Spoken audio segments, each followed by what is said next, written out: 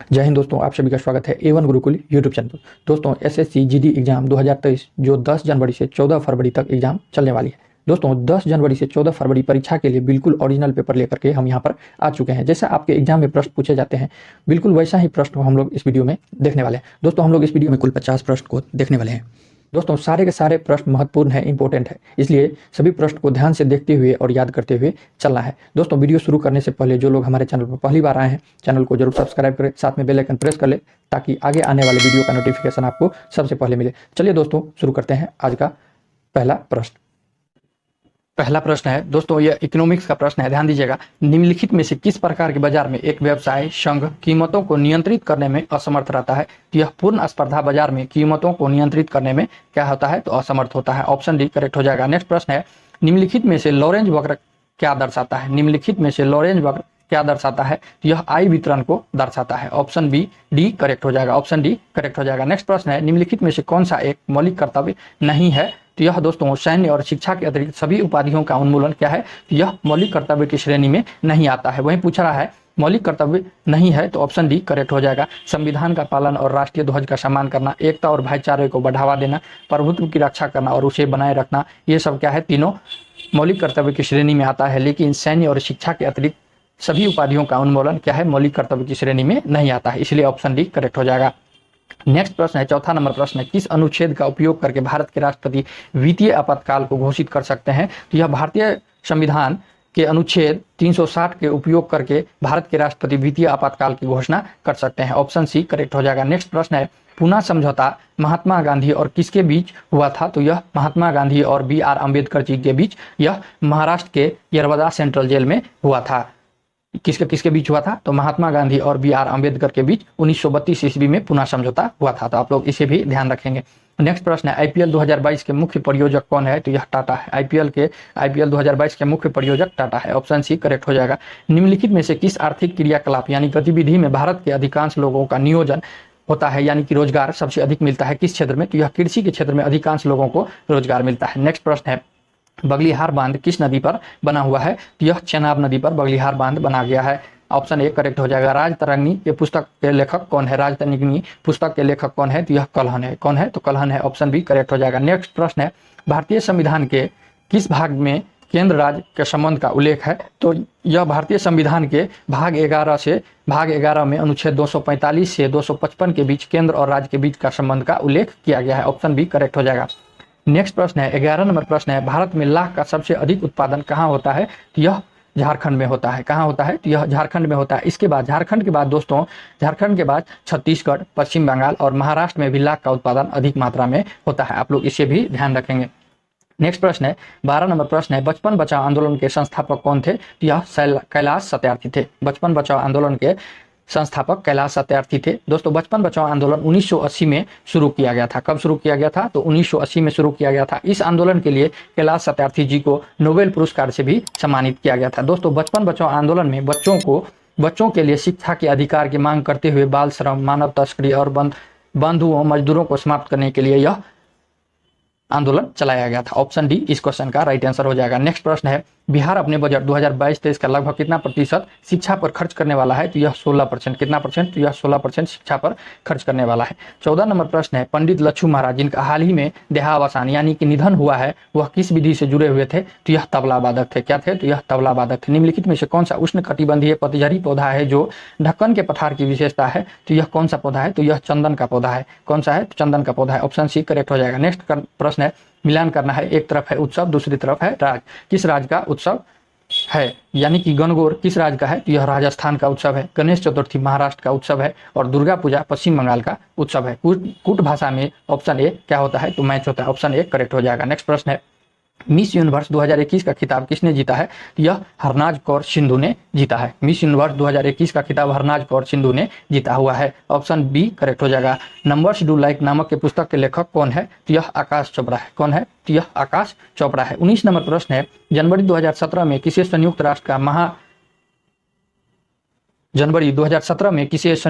का नया महासचिव नियुक्त किया गया है? यह एंटोनियो गुटेरेस को नियुक्त किया गया है। ऑप्शन डी करेक्ट हो जाएगा। नेक्स्ट प्रश्न है, किस देश के साथ भारत की सबसे लंबी अंतर्राष्ट्रीय सीमा है? सबसे लंबी अंतर्राष्ट्रीय सीमा पूछा गया है, तो यह किसका हो जाएगा? बांग्लादेश का हो जाएगा। ऑप्शन सी करेक्ट हो जाएगा।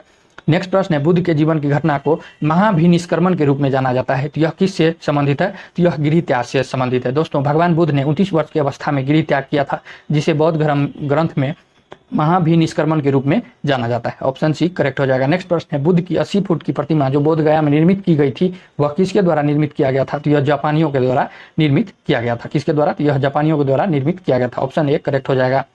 नेक्स्ट प्रश्न है, 23 नंबर प्रश्न है, किस शासक द्वारा सर्वप्रथम पाटलिपुत्र को राजधानी के रूप में चयन किया गया था? यह उदयन के द्वारा। किसके द्वारा? तो यह उदयन के द्वारा सर्वप्रथम पाटलिपुत्र यानी पटना को राजधानी के रूप में चयन किया गया था। ऑप्शन सी करेक्ट हो जाएगा। मत विलास प्रहसन के लेखक कौन था? तो यह महेंद्र वर्मन था। कौन था? तो यह महेंद्र वर्मन मत विलास प्रहसन के लेखक थे। दोस्तों, दिल्ली सल्तनत के किस वंश ने सबसे कम समय तक के लिए शासन किया था? तो यह खिलजी वंश ने सबसे कम समय के लिए दिल्ली सल्तनत पर शासन किया था। दोस्तों, खिलजी वंश ने 1290 ईस्वी से 1320 ईस्वी तक ही शासन किया था। कुल 30 वर्षों के लिए ही शासन किया गया था। दोस्तों, दिल्ली सल्तनत पर कुल 5 वंशों ने शासन किया। कौन कौन सा? गुलाम वंश, खिलजी वंश, तुगलक वंश, सैयद वंश और लोदी वंश। जिसमें से सबसे अधिक समय के लिए शासन कौन किया गया था? तो तुगलक वंश, और सबसे कम समय के लिए खिलजी वंश शासन किया गया था। तुगलक वंश 94 साल तक दिल्ली सल्तनत पर राज किया गया था। तो आप लोग इसे भी जरूर ध्यान रखेंगे। सबसे ज्यादा तुगलक वंश और सबसे कम खिलजी वंश। 26 नंबर प्रश्न है, क्रांतिकारियों के एक गुप्त समाज अभिनव भारत का गठन किसने किया था? क्रांतिकारियों के एक गुप्त समाज अभिनव भारत का गठन किया गया था, तो यह वी डी सावरकर ने किया था। ऑप्शन बी करेक्ट हो जाएगा। गांधी जी दक्षिण अफ्रीका में कितने वर्ष रहे थे? महात्मा गांधी जी दक्षिण अफ्रीका में कितने वर्ष रहे थे? तो यह 21 वर्ष रहे थे। कितने वर्ष? तो यह 21 वर्ष रहे थे। नेक्स्ट प्रश्न है, प्रभावती देवी किस क्षेत्र की स्वतंत्रता संग्राम सेनानी थी? प्रभावती देवी किस क्षेत्र की स्वतंत्रता संग्राम की सेनानी थी? तो यह कहाँ की थी? तो यह पटना की थी। ऑप्शन बी करेक्ट हो जाएगा। आजाद हिंद सरकार के निर्माण की घोषणा की गई। आजाद हिंद सरकार के निर्माण की घोषणा कब किया गया? तो यह 21 अक्टूबर 1943 को आजाद हिंद सरकार का निर्माण का घोषणा किया गया था। ऑप्शन सी करेक्ट हो जाएगा। प्रति 1000 हेक्टेयर सकल कृषि क्षेत्र में मवेशियों की संख्या का घनत्व सबसे अधिक किस राज्य में है? तो यह कहाँ है? तो बिहार में है। कहाँ है? बिहार में। ऑप्शन ए करेक्ट हो जाएगा। नेक्स्ट प्रश्न है, निम्नलिखित युग्मों में से कौन सा एक सही सुमेलित है? दोस्तों, एटलस पर्वत जो है उत्तर पश्चिमी अफ्रीका में है। दोस्तों, एटलस पर्वत 3 देशों तक फैला हुआ है। कहाँ तक? मोरक्को, अल्जीरिया और ट्यूनीशिया तक यह फैला हुआ है। जिसमें से ऑप्शन बी सही सुमेलित है और ऑप्शन ए, सी और डी क्या है? तो गलत सुमेलित है। ऑप्शन बी इस क्वेश्चन का राइट आंसर हो जाएगा। नेक्स्ट प्रश्न है, निम्नलिखित देशों में से किसकी समुद्र तट सबसे सर्वाधिक लंबी है? निम्नलिखित देशों में से किसकी समुद्र तट रेखा सबसे सर्वाधिक है यानी सबसे बड़ी है? तो यह कनाडा की है। किसकी है? तो कनाडा की है। ऑप्शन बी करेक्ट हो जाएगा। बिहार विधानसभा के पहले दलित स्पीकर कौन थे? बिहार विधानसभा के पहले दलित स्पीकर कौन थे? तो यह कौन थे? तो यह उदय नारायण चौधरी थे। कौन थे? उदय नारायण चौधरी थे। ऑप्शन बी करेक्ट हो जाएगा। बिहार आधिकारिक भाषा विभाग द्वारा दिए गए पुरस्कारों में से कौन सा पुरस्कार नहीं है? यह महात्मा गांधी पुरस्कार क्या है? तो नहीं है, उसके श्रेणी में नहीं आता है। काशी प्रसाद जायसवाल पुरस्कार, राजा राधिका रमन प्रसाद सिंह पुरस्कार, राम वृक्ष बेनी पुरस्कार सम्मिलित है, लेकिन महात्मा गांधी सम्मान पुरस्कार सम्मिलित नहीं है। ऑप्शन डी इस क्वेश्चन का राइट आंसर हो जाएगा। नेक्स्ट प्रश्न है, डॉक्टर आर के हजारी समिति किससे संबंधित है? डॉक्टर आर के हजारी समिति किससे संबंधित है? तो यह औद्योगिक लाइसेंसिंग से क्या है? तो संबंधित है। ऑप्शन ए करेक्ट हो जाएगा। निम्नलिखित में से क्या भारत में वित्तीय क्षेत्र सुधार का एजेंडा कभी नहीं रहा? निम्नलिखित में क्या भारत में वित्तीय क्षेत्र सुधार का एजेंडा कभी नहीं रहा? तो यह सब्सिडी की गारंटी के साथ सभी नागरिकों को आसान क्रेडिट प्रदान करना रहा है। ऑप्शन ए करेक्ट हो जाएगा। नेक्स्ट प्रश्न है, MRTP अधिनियम भारत में कब पारित हुआ था? MRTP अधिनियम भारत में कब पारित किया गया था? तो यह 1969 ईस्वी में पारित किया गया था। ऑप्शन ए करेक्ट हो जाएगा। नेक्स्ट प्रश्न है, निम्नलिखित में से कौन भारतीय संविधान के अंतर्गत सही सुमेलित नहीं है? निम्नलिखित में से कौन भारतीय संविधान के अंतर्गत सही सुमेलित नहीं है? और दोस्तों, ऑप्शन डी अधिकरण जो है यहाँ दिया हुआ है भाग 10, इसमें नहीं है। 14 का क में ये है, तो ये क्या है? ऑप्शन डी करेक्ट नहीं है। ऑप्शन डी करेक्ट नहीं है। 14 का क में इसका उल्लेख किया गया है। नेक्स्ट प्रश्न है, 39 नंबर प्रश्न है, निम्नांकित में से किसका सुमेलित नहीं है? एक तरफ है नाम और दूसरे तरफ है समाधि स्थल। JL नेहरू शांतिवन समाधि स्थल सही है। LB शास्त्री विजय घाट ये भी सही है। इंदिरा गांधी शक्ति स्थल ये भी सही है। लेकिन राजीव गांधी कर्मभूमि दिया हुआ है, कर्मभूमि नहीं वीर भूमि इसका समाधि स्थल है। दोस्तों, कर्मभूमि समाधि स्थल भारत के पूर्व राष्ट्रपति शंकर दयाल शर्मा की है और क्या है, तो अन्य तीनों सही है, लेकिन ऑप्शन डी क्या है, तो करेक्ट नहीं है। ऑप्शन डी इस क्वेश्चन का राइट आंसर हो जाएगा। नेक्स्ट प्रश्न है 40 नंबर प्रश्न है, सर्वोच्च न्यायालय में न्यायाधीश नियुक्त होने के लिए व्यक्ति को कम से कम कितने वर्ष उच्च न्यायालय का एडवोकेट होना चाहिए, तो यह कितने वर्षों के लिए, तो यह 10 वर्ष कम से कम एडवोकेट होना चाहिए। ऑप्शन बी करेक्ट हो जाएगा। नेक्स्ट प्रश्न है 41 नंबर प्रश्न है, राष्ट्रीय आपातकाल में लोकसभा की अवधि, राष्ट्रीय आपातकाल में लोकसभा की अवधि क्या होता है, तो यह आपातकाल की समाप्ति तक बढ़ाई जा सकती है, लेकिन एक समय में केवल 1 वर्ष तक ही बढ़ाई जा सकती है। ऑप्शन डी इस क्वेश्चन का राइट आंसर हो जाएगा। 42 नंबर प्रश्न है, विधानसभा में किसी दल के निर्वाचित सदस्यों के दल बदल पर निम्नलिखित में से किसने प्रतिबंध लगाया है। यह भारतीय संविधान के संविधान संशोधन 52वां संशोधन जो है दल बदल पर पूर्ण प्रतिबंध लगा दिया था। ऑप्शन ए करेक्ट हो जाएगा। दोस्तों 52वां संविधान संशोधन अधिनियम 1985 के द्वारा संविधान में 10वीं अनुसूची जोड़ी गई, जिसमें दल बदल कानून का प्रावधान किया गया। इसके द्वारा विधानसभा में किसी दल के निर्वाचित सदस्यों के दल बदल पर क्या कर दिया, पूर्ण प्रतिबंध लगा दिया। ऑप्शन ए करेक्ट हो जाएगा। नेक्स्ट प्रश्न है, पंचायती राज से संबंधित निम्नलिखित में से कौन सा कथन सही नहीं है, कौन सा कथन सही नहीं है। 73वां संविधान संशोधन 15 अगस्त 1993 से प्रभावी हुआ है, ये क्या है, गलत है। 73वां संविधान संशोधन 1992 से क्या हुआ था, तो यह प्रभाव में आया था, 1992 करेक्ट हो जाएगा। ऑप्शन बी इस क्वेश्चन का सही सुमेलित नहीं है, इसलिए ऑप्शन बी इस क्वेश्चन का राइट आंसर हो जाएगा। नेक्स्ट प्रश्न है 44 नंबर प्रश्न है, किस अभिनेत्री को 67वें राष्ट्रीय फिल्म पुरस्कार समारोह में राष्ट्रीय पुरस्कार प्रदान किया गया है, उन्हें यह पुरस्कार चौथी बार अपने नाम किया है, तो यह कौन सा अभिनेत्री है, तो यह कंगना रनौत है। कौन है, कंगना रनौत है। ऑप्शन ए करेक्ट हो जाएगा।